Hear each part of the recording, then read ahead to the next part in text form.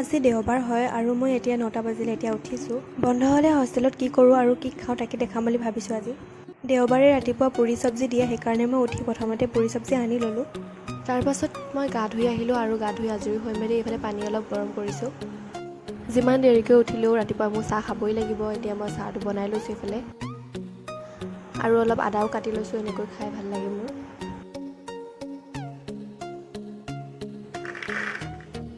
চাহপাতটো কমকৈ দিছোঁ।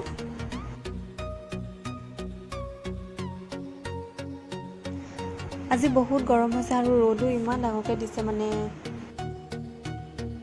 তাৰপাছত আকৌ অলপ পাছত ভাত খাওঁ বুলি ল'লোঁ। এইফালে মটৰ তিয়াই থৈছিলোঁ আৰু চালাড অলপ লৈ লৈছোঁ। আজি দালিয়ে দিছিলে।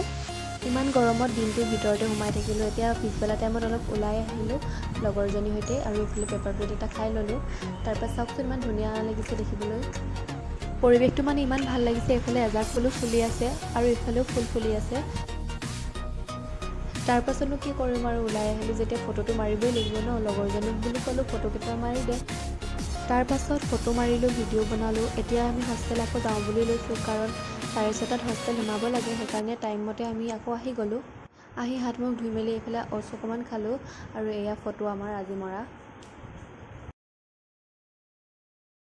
পঢ়িবলৈ বহিলে আকৌ কিবা খাব মন যায় নহয়। এইফালে বুট তিয়াই থোৱা আছিলে তাকে খালোঁ।